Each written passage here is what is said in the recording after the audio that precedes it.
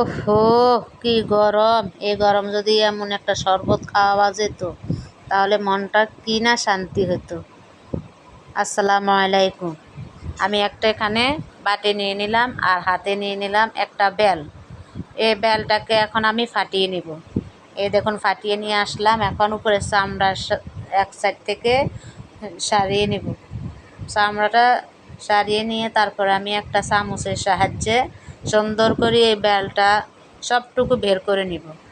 একটু একটু করে চামচ দিয়ে আমি বেলটাকে পুরোটাই কাচিয়ে সুন্দর করে বের করে নিব।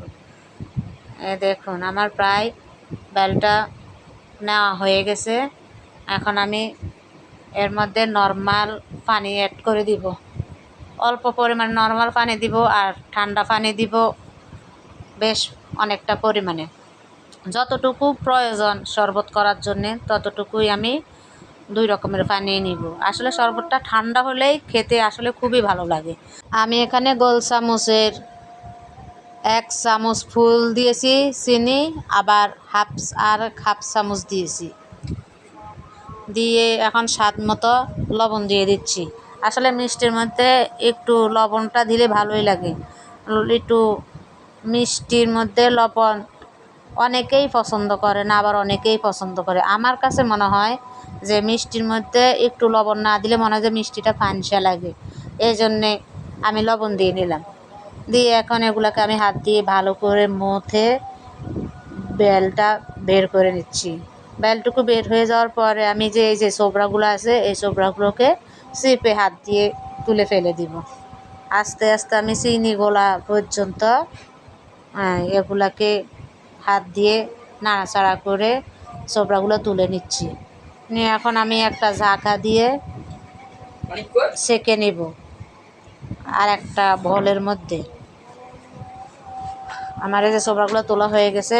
এখন আমি একটা ঝাঁকা দিয়ে একটা বলের মধ্যে সবগুলো বেল সেঁকে নিচ্ছি। নিয়ে এখন আমি চামচ দিয়ে আরেকটু নাড়াচাড়া করে নিব। চিনি ভালোভাবে মিশিয়ে দিব। এই যে উপরে যে ঘনত্ব হয়ে গেছে, এই ঘনর কারণে বেলের শরবত নিচ দিয়ে পড়ছে না, তাই আমি আবার চামচ দিয়ে একটু নাড়াচাড়া করে দিচ্ছি। এই দেখুন কতগুলা ছোবড়া তারপরে বেলের বিচি বের হয়েছে, এগুলাকে একপাশে ফেলে দিব। দিয়ে এই যে এখন আমি একটা গ্লাসে নিব। প্রথম গ্লাসটা আমি আমার বরকেই দিব, তারপরে গ্লাস আমি খাবো।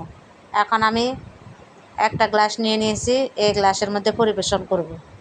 এই গ্লাসটাই আমার বরকে দিয়ে দিব। দেখুন কি সুন্দর সর। আপনারা চাইলে এটার মধ্যে বরফও দিয়ে খেতে পারেন, কিন্তু আমরা অত ঠান্ডা খাবো না, তাই আমরা বরফ অ্যাড করি নাই। হালকা ঠান্ডা পানি এবং নর্মাল পানি দিয়ে শরবত গুলিয়ে নিয়েছি।